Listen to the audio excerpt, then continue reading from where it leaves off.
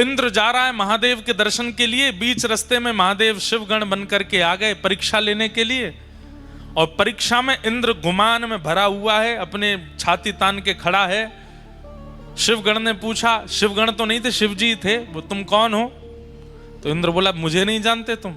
बोले, हम तो नहीं जानते। ऐसा है, सुनो, मेरे आंखों के आगे से चले जाओ और तप करो, तप करके कोई देवता प्रकट हो तो उससे पूछ लेना मैं कौन हूं, मैं अपना परिचय दूंगा तुमको। शिवगण बोले, ऐसे कौन हो तुम भैया जिसके लिए हमको तप करना पड़ेगा? बोले, वही तो, तप करके पता चलेगा कि मैं कौन हूं। अब सुनो, मेरा समय बर्बाद मत करो, सामने से हटो। यहां इंद्र जिद करने लगा आगे बढ़ने की। शिवगण बोले, जब तक परिचय नहीं दोगे आगे नहीं जाने दूंगा।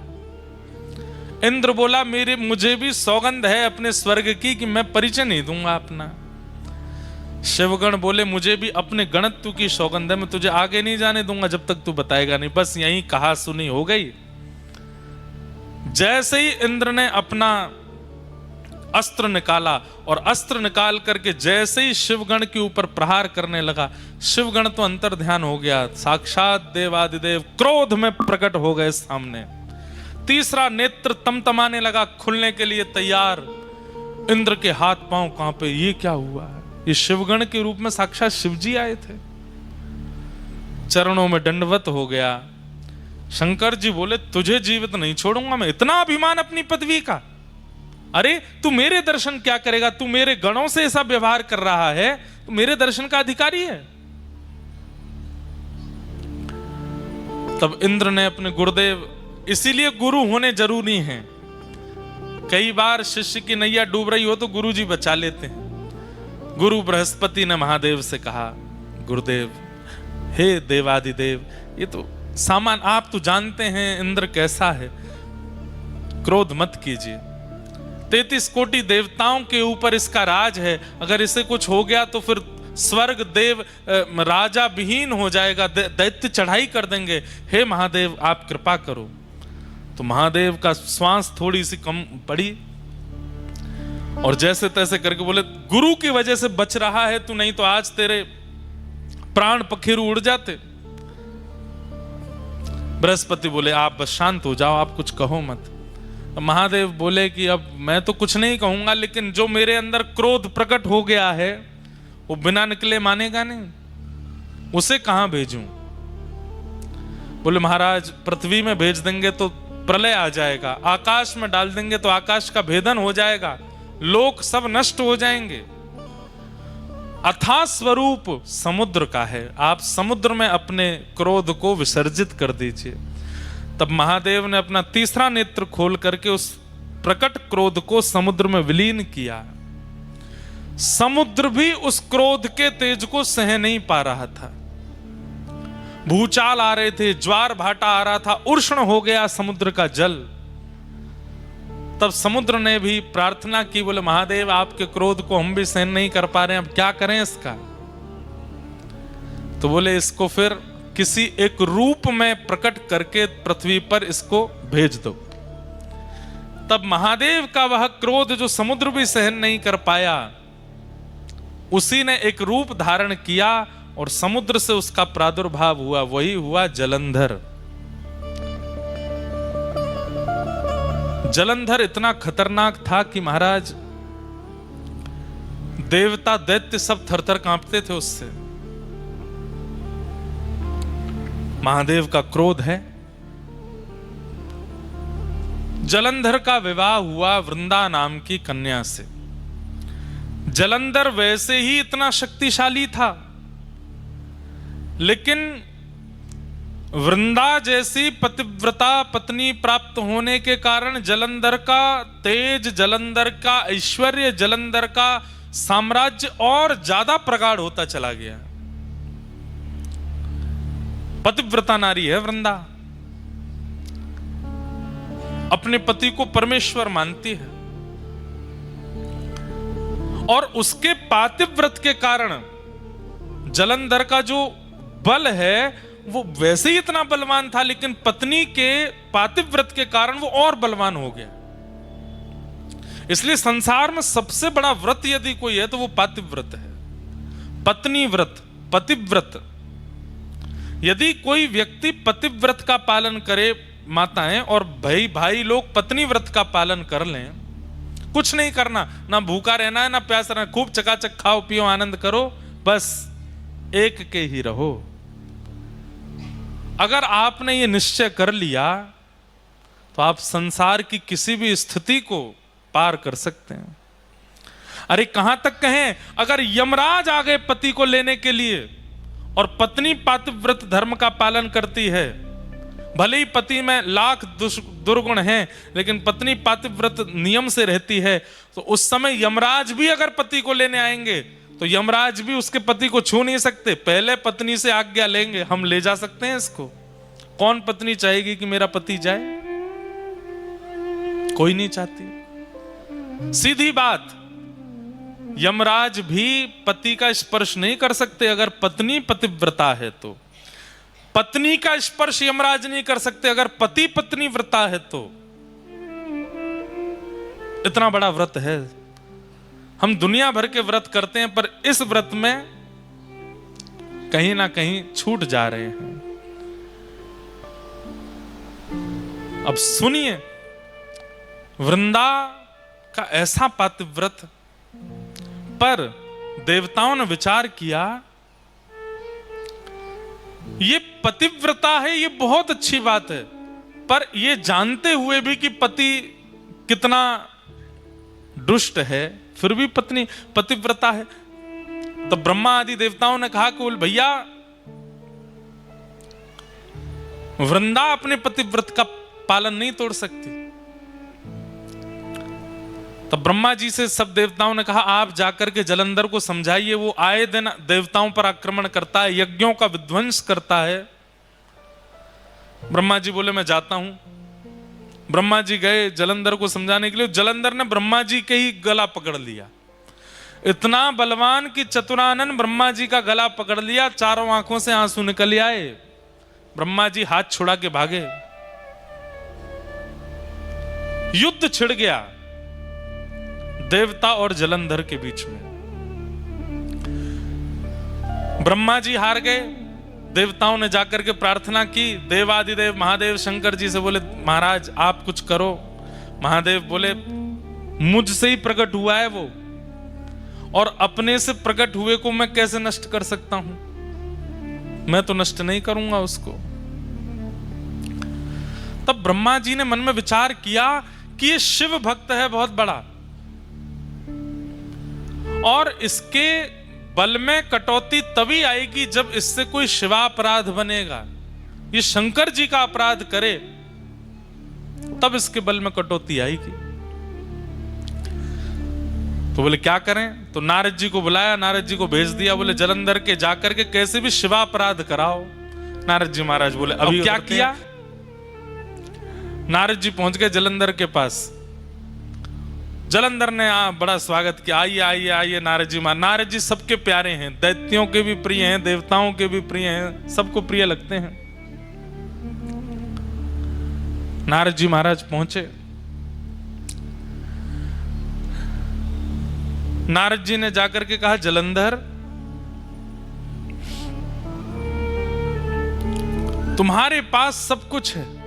लोग श्री नारद जी महाराज से देवताओं ने कहा आप कुछ करो। बोले क्या करना है? बोले जलंधर से शिवापराध कराओ। जब तक ये शिव जी का अपराध नहीं करेगा तब तक इसको हराना मुश्किल है। तो अच्छा, शंकर जी भी कह चुके हैं कि मैं इसको मारूंगा नहीं। क्यों? क्योंकि मुझसे ही प्रकट हुआ है। देवताओं ने कहा कैसे भी करके इससे शिवापराध बने, और इससे शिवापराध बनेगा तो शंकर जी को आना पड़ेगा इससे युद्ध करने के लिए, और शंकर जी आएंगे तो इसका नाश निश्चित हो जाएगा।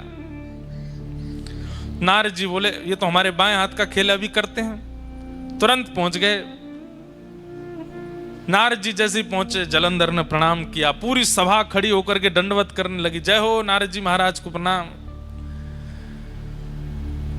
नारद जी बोले और जलंधर सब आनंद मंगल। बोले भगवान सब आपकी कृपा है, देखिए ना मेरा दसों दिशाओं में कैसा यश हो रहा है। देवता थर थर कांपते हैं मेरे कारण, मैं स्वर्ग की ओर दृष्टि कर लेता हूं तो स्वर्ग में भूचाल आ जाता है। मैं चाह जाऊं तो समुद्र में लहरें नहीं आती। मैं चाह जाऊं तो सूर्य उदय नहीं होते। मैं चाह लूं तो 7 दिन तक चंद्रमा को प्रकाश देना पड़ता है, शीतलता देनी पड़ती है। आपकी कृपा से सब कुछ है भगवान, कोई कमी नहीं है मेरे पास में। नारद जी बोले नहीं, तुम्हारे पास सब कुछ है, बस एक नहीं है। बोले क्या? अति सुंदर पत्नी नहीं है तुम्हारे पास। जलंधर बोला, अरे मेरी पत्नी वृंदा, आपने देखा नहीं उसको, कितनी सुंदर है। बोले ठीक है, सुंदर है तुम्हारी वृंदा पत्नी, पर इससे भी लाख गुना ज्यादा सुंदर एक है, वो तुम्हारे पास नहीं है।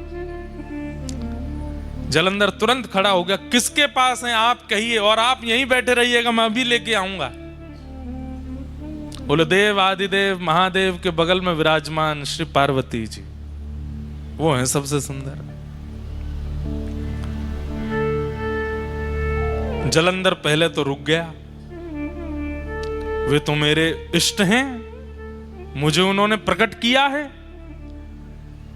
मैं उनकी पत्नी कैसे ला सकता हूं। जैसे ये थोड़ा संकोच में आया, नारद जी उठने लगे, बोले हमको पता था अभी तुम्हारी इतने दिग्गज नहीं हुए तुम।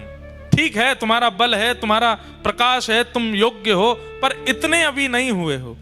नहीं नहीं नहीं नहीं, आप रुकिए, बैठिए, मेरे इष्ट हैं तो क्या हुआ, सब पर विजय प्राप्त कर ली, अब इष्ट पर ही विजय प्राप्त करूंगा।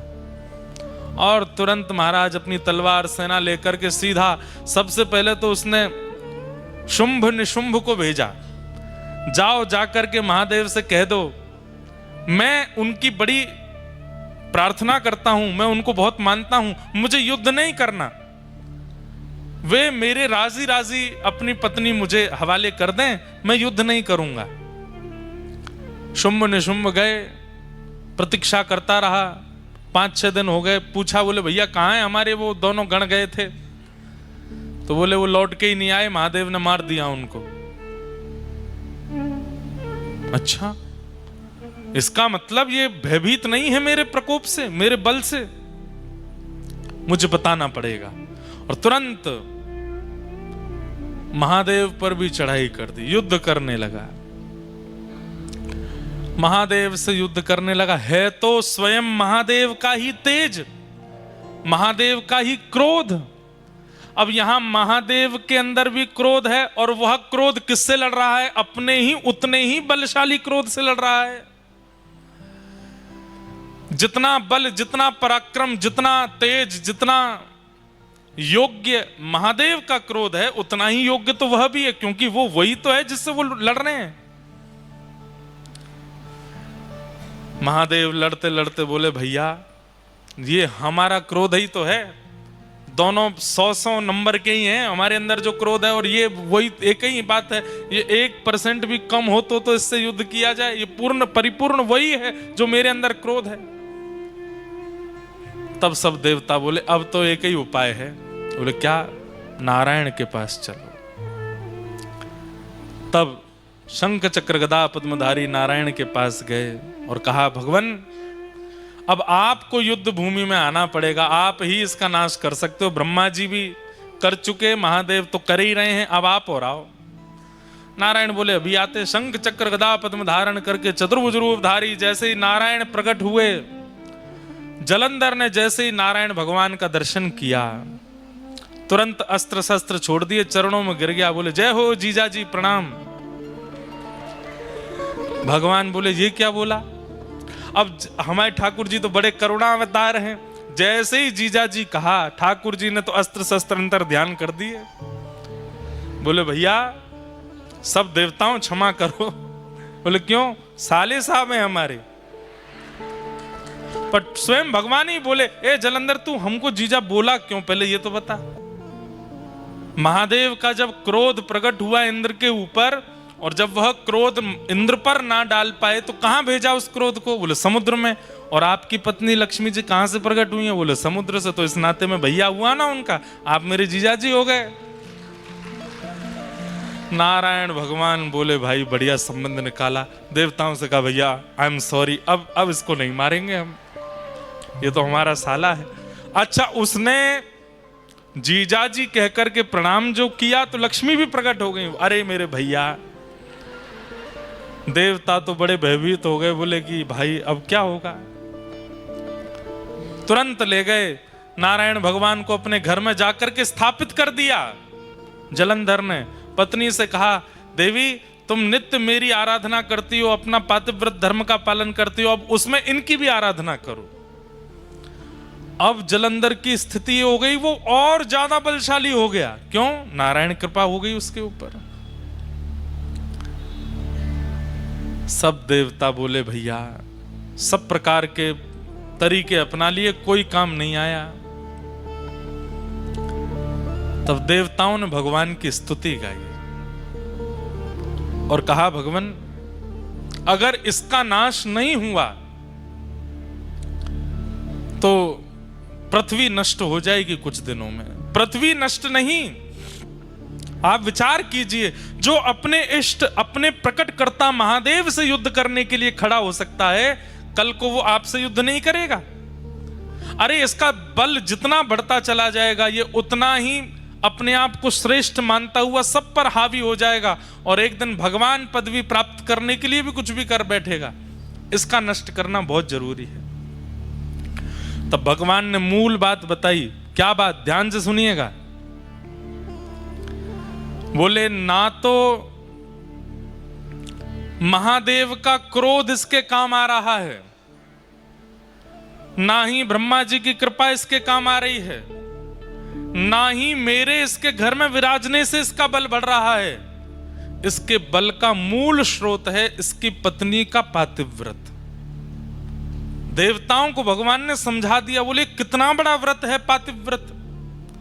एक पत्नी यदि पतिव्रता हो जाती है तो तीनों देव लग जाते हैं उसको हराने में, लेकिन उस व्यक्ति का बाल बांका नहीं कर पाते। ये पातिव्रत का बल है और इसका पातिव्रत जब तक नष्ट नहीं होगा तब तक इसका कुछ नहीं बिगाड़ पाएंगे। पातिव्रत नष्ट नहीं करना है, पर अगर व्रत से किसी गलत व्यक्ति का बल बढ़ रहा है तो उस व्रत को समाप्त करना पड़ता है। क्या करें? तो भगवान बोले अब हमको वृंदा को उसके पातिव्रत का फल देना है। और पातिव्रत का फल क्या है कि पति रूप में साक्षात ठाकुर जी प्राप्त हो जाएं। ये पातिव्रत का फल है।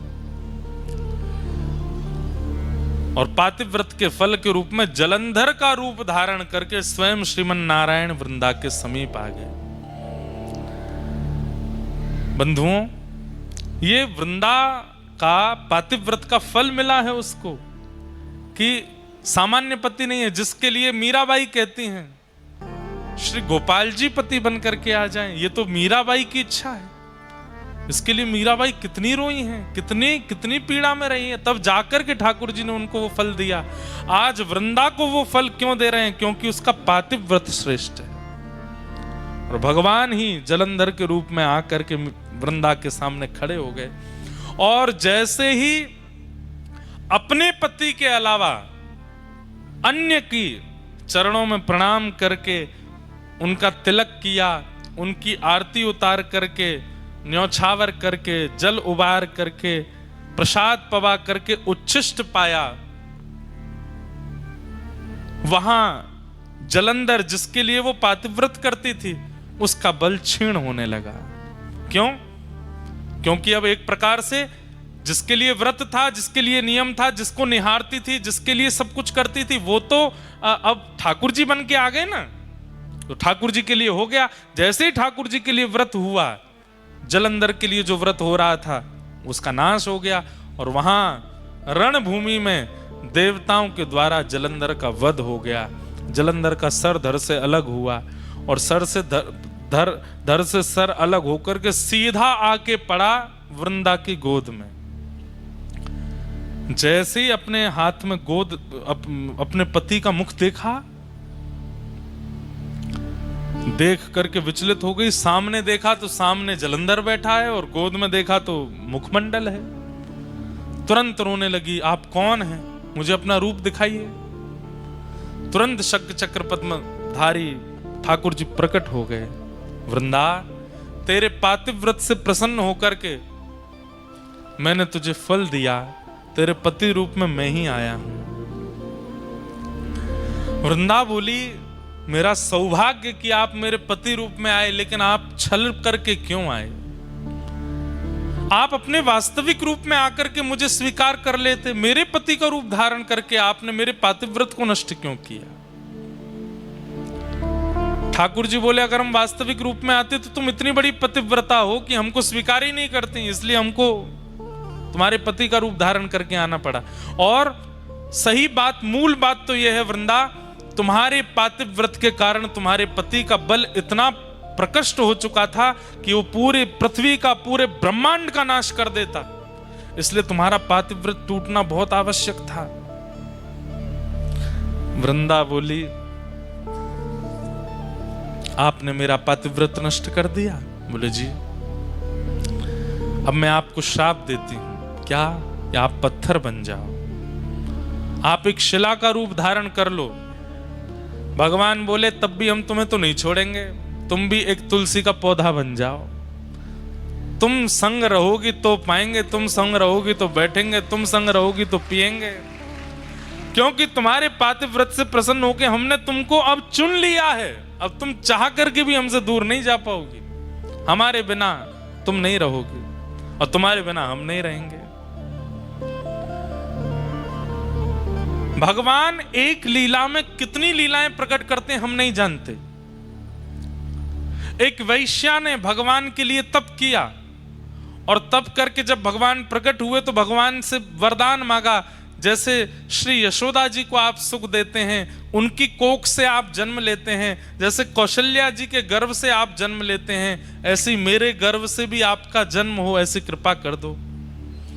भगवान बोले, कौशल्या जी के गर्भ से, यशोदा जी के और देवकी मैया के गर्भ से तो हम एक ही बार जन्मे, पर हम तुम पर कृपा करते हैं कि हम तुम्हारे गर्भ से जन्म लेते ही रहेंगे। एक जन्म नहीं, अनेक जन्म होंगे। कैसे? बोले, तुम गंडकी नाम की नदी बनोगी और वृंदा के श्राप से हम शालिग्राम बनेंगे। और जब तक पृथ्वी पर सूर्य चंद्र हैं, जब तक पृथ्वी का अस्तित्व है, तब तक गंडकी में से हम प्रकट होते ही रहेंगे, आते ही रहेंगे, जीव मानव पर कल्याण करते रहेंगे। तो यहां वृंदा ने श्राप दिया कि आप पाषाण बन जाओ।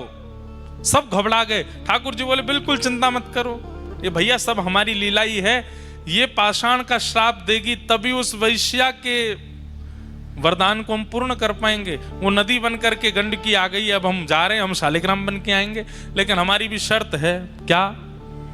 तुम भी एक तुलसी का झाड़ बनोगे और जब तक तुम नहीं पधराई जाओगी तब तक हम प्रसाद नहीं पाएंगे, तब तक हम जल नहीं पिएंगे, तब तक हम कुछ भी नहीं करेंगे। अरे आसन पर भी जब तुम रखी जाओगी तो ही बैठेंगे, तो नहीं बैठेंगे। एक क्षण के लिए भी तुलसी शालिग्राम जी से दूर नहीं होती। ये भगवान ने वरदान दिया। एक राक्षस ने भी भगवान की तपस्या की, तपस्या करके ठाकुर जी से मांगा। भगवान जब प्रकट हो गए, वरदान मांगो, क्या चाहिए? राक्षस बोला, प्रसन्न हासा रुड़लो चलो लसत। जब आप ठाकुर जी मुस्कुराते हैं तो आपके गाल बड़े प्यारे लगते हैं मुझको। राक्षस मांग रहा है। भगवान बोले, तो वरदान तो मांगो, क्या चाहिए? बोले कि प्रभु, मैंने बहुत कुछ खाया अपने जीवन में, बड़े बड़े जीव खा लिए, बड़े बड़े जंतु खाए, मानव भी खाए, देवता दैत्य भी खाए, अब आपको खाने का मन कर रहा है। भगवान बोले, तू मुझे खाने के लिए तपस्या कर रहा था? बोले, हाँ, मुझे पता चला कि आप मिलते नहीं हो, आप तभी प्रकट होते जब आप कोई तप करता है, तो मैंने इसीलिए तप किया 1000 वर्ष तक कि आप प्रकट हो जाए तो मैं वरदान में आपको खाने के लिए मांगूं। भगवान बोले, वाह भैया, कैसे खाओगे? बोले, आ जाओ मेरे पास, आपको लेकर के खाना शुरू करूं। आपके गाल पहले खाऊंगा, आपके हाथ फिर खाऊंगा, फिर चरण खाऊंगा। ठाकुर जी बोले, भैया देखो, इस रूप में तो संभव नहीं है। तुम अगर हमारे पास आए भी तो इतनी योगनियां, इतनी शक्तियां चारों तरफ हमारे रहती हैं कि तुम जल करके नष्ट हो जाओगे, तुम्हारी इच्छा पूरी करेंगे। बोले क्या? कालांतर में तुम एक कीड़ा बनकर के गंडकी नदी में जाओगे और जब हम वहां शालिग्राम बनकर के आया करेंगे तुम हमें ही खाया करोगे, उसी से ही हमारे अंदर रूप प्रकट होने लग जाएंगे, तुम्हारी इच्छा पूरी हो जाए, खूब खाना, झुक करके खाना। तो गंडकी में, शालिग्राम जी में कभी कभी आकृतियां प्रकट हो जाती हैं। वो आकृतियां उस राक्षस को ही शाप दिया भगवान ने खाने का, वो खाता है ठाकुर जी को। हमारे ब्रज में तो एक पद गाते हैं, पद गाते हैं मतलब उस भाव से गाते हैं, होली में खा जाऊं तेरो गाल बड़ो मीठो, खा जाऊं तेरो, हारे खा जाऊं तेरो, हम्बे खा जाऊं तेरो। जब ठाकुर जी गाल में लाल लाल गुलाल लगा करके आते हैं तब गोपियां गाती हैं, लाला इतनो चोखो लग रहा है, ऐसा मन कर रहा तेरो गाल खा जाएं। ये प्रेम के भाव में, जैसे छोटे बालक होते हैं गदमदरा से, उनको देख के मन होता है, मन ऐसा करे या खा जाए, या कि हाथन ने खा जाए, पामन ने खा जाए, इतना बढ़िया। ऐसे ठाकुर जी के लिए तो एक राक्षस ने मांगा कि मैं आपको खाऊं, तो ठाकुर जी उसके लिए शालिग्राम बन गए, बोले खाना। तो कितनों की इच्छा पूर्ति एक श्राप से हुई। वृंदा ने श्राप दिया कि आप पाषाण बन जाओ, भगवान बोले ठीक है। एक वैश्या ने वरदान मांगा था तो उसके गर्भ से हम जन्मेंगे, वो गंडकी बनेगी और हम शालिग्राम। एक राक्षस ने मांगा था कि वो खाना चाहता है तो वो भी पेंडिंग बैठा है, कब उसको वरदान पूरा करें, शालिग्राम रूप को ही खाया करेगा वो। लेकिन वृंदा देवी तुम हमसे दूर नहीं रह पाओगे। अच्छा, ये तो केवल एक कथा थी, पर वास्तविकता भूमंडल पर वृंदा को प्रकट करने के लिए कोई चाहिए। जैसे राम जी को आने के लिए दशरथ और कौशल्या चाहिए, ठाकुर जी को आने के लिए देवकी वसुदेव चाहिए। विश्व का कल्याण करने वाली बंधुओं, दो ऐसे रत्न हैं हमारी पृथ्वी पर, इन रत्नों का नित्य आश्रय लेने वाला व्यक्ति कभी यमलोक के दर्शन नहीं करता। उसमें पहला श्री गौ माता और दूसरी वृंदा देवी तुलसी महारानी। इनका नित्य दर्शन करने वाले को कभी यमलोक का दर्शन नहीं होता। तो वृंदा तो ठाकुर जी की ही हैं। अभी सुनिएगा कथा, वो तो आना चाहती है पृथ्वी पर, श्री कृष्ण आएंगे तो लीला के लिए वृंदा को प्रकट होना है, पर वृंदा ऐसे सामान्य रूप से प्रकट नहीं होगी, उसके लिए पृष्ठभूमि चाहिए। ऐसे कोई कौशल्या जैसी, कोई देवकी जैसी, कोई यशोदा जैसी मां चाहिए। तो भगवान ने जलंधर की पत्नी वृंदा को माध्यम बनाया। क्यों? श्राप देने के बाद में वृंदा ने प्रण लिया कि मैं अब अपने पंच भौतिक देह को नष्ट कर दूंगी। और जैसे ही वृंदा ने अपने शरीर को जलाकर के भस्म बनाया, भस्म जैसे ही बनी, ठाकुर जी ने गोलोक धाम की ओर देखा और श्री गोलोक धाम से श्री वृंदा देवी की मंजरियों को लाया गया। पातिव्रती वृंदा की ये शरीर की जो भस्म है ये है, इसमें इन मंजरियों को बो दो। जैसे ही तुलसी की मंजरियां उस भस्म में बोई गईं, उसी भस्म से, उसी रज से, जो पतिव्रता नारी वृंदा थी उसके शरीर की रज से जो प्रकट हुई, वही है श्री तुलसी महारानी। बोलो तुलसी महारानी की जय। भगवान बोले अब मंगल होगा विश्व का, विश्व का मंगल करने वाली अब तुलसी जी गोलोक धाम से भूमि पर प्रकट हो चुकी हैं। सामान्यतया तुलसी जी को नहीं लाया गया, तुलसी जी के लिए कितना बड़ा योजना बनाई गई। बोले अखंड पतिव्रता नारी होगी, उसके कोख से तुलसी जी प्रकट होंगी। पर तुलसी जी क्योंकि एक वृक्ष के रूप में प्रकट होने वाली हैं, तो इनके लिए कोख क्या है? रज। कोख क्या है? मिट्टी। और वो कैसे बने? बोले पतिव्रता नारी जब अपने शरीर का त्याग करके रज बन जाएगी तो उससे प्रकट होंगी तुलसी। तो वृंदा जी की रज से तुलसी महारानी प्रकट हुई। और तभी देवी देवता प्रकट हो गए। क्यों? नारायण भगवान तो धीरे धीरे पाषाण बन गए, शालिग्राम बन गए, और यहाँ वृंदा महारानी तुलसी जी के रूप में प्रकट हो गई। तुरंत देवी देवता आए, आकर के गठबंधन किया और तुलसी शालिग्राम जी का विवाह कर दिया, दोनों को एक कर दिया आज ही के दिन। इसलिए आज तुलसी शालिग्राम विवाह महोत्सव भी है, तुलसी शालिग्राम जन्म महोत्सव भी है। आज शालिग्राम जी की जन्म तिथि भी है, तुलसी जी की जन्म तिथि भी आज ही के दिन प्रकट हुई है, आज ही के दिन इनका प्रादुर्भाव हुआ है। ऐसी वृंदा महारानी तुलसी महारानी को हम बारंबार प्रणाम करते हैं, शालिग्राम प्रभु को हम बारंबार वंदन करते हैं। बंधुओं, हमारे कई शास्त्रों के अनुसार माताएं शालिग्राम जी की पूजा नहीं करती, पर माताओं को विशेष रूप से तुलसी जी की पूजा करने का अधिकार है। भाई लोग शालिग्राम जी की पूजा करें और माताएं तुलसी जी की आराधना करें, शालिग्राम जी से भी अधिक फल मिलता है तुलसी जी की पूजा करने से। कहते हैं जिस घर में तुलसी जी विराजमान होती हैं उस घर में कभी यमराज नहीं जाते।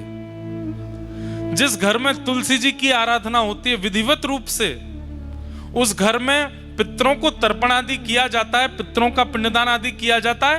पर वास्तविकता में जिस घर में तुलसी हरी भरी खूब मात्रा में विराजमान होती हैं, उस घर के पितृ मुक्त हो ही जाते हैं। जिस घर में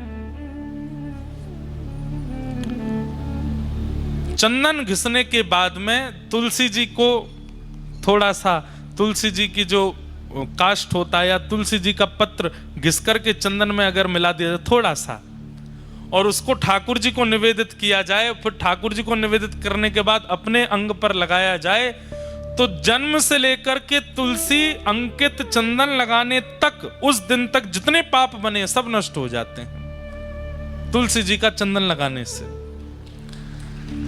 तुलसी जी के जो काष्ठ हैं, तुलसी जी की जो लकड़ी होती है, हमने परम पूजनीय प्रातः स्मरणीय श्री मलुकपीठ वाले महाराज जी को देखा। इतनी बड़ी तुलसी जी की काष्ठ एक रहती है उनके पास, उसमें नित्य अग्नि प्रज्वलित करते हैं, और उस तुलसी जी के काष्ठ की अग्नि से 1000 दिए जलाते हैं महाराज जी नित्य संध्या में शाम को। तो हमने महाराज जी से पूछा, मैंने महाराज जी इसका क्या फल है? तो महाराज जी बोले तुलसी जी के काष्ठ से एक दिया प्रज्वलित करने से 1000 दिए प्रज्वलित करने का फल मिलता है। दिए प्रकट करते ही ठाकुर जी को जब अर्पित किए जाए ठाकुर जी बड़े प्रसन्न हो जाते हैं, पर तुलसी जी के काष्ठ से जब दिया जलाया जाता है तो एक दिया जलाने के 1000 दिया जलाने का फल, मतलब ठाकुर जी अत्यंत प्रसन्न हो जाते हैं। लेकिन महाराज जी 1000 दिए जलाते हैं नित्य एक तुलसी काष्ठ से, और इतने छोटे छोटे छोटे छोटे दिए 1000 दियों का एक इतना बड़ा बना लेते हैं, उसको प्रज्वलित करते हैं और फिर ठाकुर जी की आरती करते हैं। उससे ठाकुर जी इतने प्रसन्न होते हैं उससे।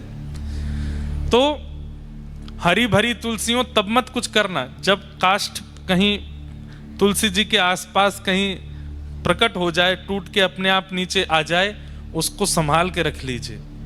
नित्य उस काष्ठ में थोड़ी अग्नि प्रज्वलित करो, उससे दिया जलाओ। दिया जलाने के बाद उस अग्नि को बुझा के उसकी रज अपने माथे से लगा के काष्ठ को रख दो। इतने प्रसन्न होते हैं ठाकुर जी उससे प्रकट दिए से आरती करने से। अभी तो कार्तिक का महीना, हमारे यहाँ तो तुलसी जी से ही आरती करते हैं वृंदावन में। ठाकुर जी बहुत प्रसन्न होते हैं। तुलसी जी जिस गमले में लगी हो उसकी रज, तुलसी जी की रज लेकर के कभी कभी आप तिलक धारण कर सकते हैं, और वह तिलक धारण करने से शरीर में अगर कोई बहुत गंभीर बीमारी, और सबसे बड़ी बीमारी तो भैया आजकल बुद्धि में आ जाती है, विचारों की बीमारी, और सही बात है गलत मार्ग पर चलने वाले विचार चित्त में आने लगते हैं। तुलसी जी की रज अपने माथे से लगाने से और माथे पर रज लगा के ठाकुर जी की आराधना करने से विचार शुद्ध होते हैं। बड़ी महिमा है तुलसी जी की। ऐसी तुलसी महारानी को हम बारंबार प्रणाम करते हैं। इस भाव से आज के दिन श्रीमन नारायण शालिग्राम रूप में प्रकट हुए और तुलसी जी के साथ में उनका विवाह। कभी आप लोग हनुमान चालीसा का पाठ करते हैं, अपनी गुरु परंपरा का पाठ करते हैं, गमला तो बहुत सामान्य, उठा करके अपने कक्ष में विराजमान कर लो पढ़ते समय, और अपने पास में तुलसी जी रख करके आप पढ़ना प्रारंभ कीजिए। जो पढ़ेंगे भूलेंगे नहीं। ये एग्जाम देने वाले बच्चों को एक हम युक्ति बता दे रहे हैं। तुलसी जी का गमला उसकी पहले, और ऐसे नहीं कि वैसे तो तुलसी जी को पूछते नहीं है, एग्जाम वाले दिन ही ले गए उठा करके, बैठो तुलसी जी पास कराओ। नहीं, तुलसी जी की नित्य आराधना आज से ही शुरू कर दीजिए। आज्ञा लेकर के तुलसी जी के पत्र तोड़ने चाहिए। द्वादशी के दिन तुलसी जी के पत्र नहीं तोड़ने चाहिए। तुलसी जी के जितने भी पत्र और आदि आदि जो नीचे गिर जाते हैं, उन सबको भी प्रणाम करके सबको इकट्ठा करना चाहिए। अगर वो बहुत सूख जाएं तो उनका चूरा बना करके, जिस दिन निषेध है तुलसी जी तोड़ना, उस दिन वही प्रयोग करके ठाकुर जी का भोग लगाया जा सकता है। और तुलसी जी की एक और महिमा, अगर तुलसी जी तोड़ नहीं सकते हैं, तुलसी जी का चयन नहीं कर सकते हैं, तो ठाकुर जी पर चढ़ी भई तुलसी उठाओ, उस पर नेक जल डालो, वही दोबारा भोग में अर्पित कर दो, वो पवित्र ही मानी जाती है। तुलसी जी की बनी कंठी माला कंठ में धारण करने वाले व्यक्ति के पीछे पीछे ठाकुर जी खिंचे चले जाते हैं। जहां जहां वो व्यक्ति जाता है, ठाकुर जी कहते हैं मैं संग ही रहता हूं। जो गले में कंठी माला पहनता है तुलसी जी के, जो तुलसी जी के मन के पर नाम जप करता है, भगवान कहते हैं कि उसके नाम जप से, मंत्र जप से मैं बहुत प्रसन्न रहता हूं। उसके नाम में, मंत्र में फिर आलस्य, दंभ आदि आदि जो विकार हैं ये आने बंद हो जाते हैं, अगर वो तुलसी जी पर नाम उच्चारण करता है तो। और सीधी बात, आप अन्य किसी भी भाव में अगर नाम जप करते हैं तो ठाकुर जी को पता तो चल जाता है नाम जप कर रहा है, पर तुलसी जी पर जब नाम जप करते हैं तो ठाकुर जी थोड़ी पे हाथ धर के सुनते हैं आपके नाम जप को, आपके मंत्र को, आपके भाव को। ठाकुर जी को इतना प्रसन्न है।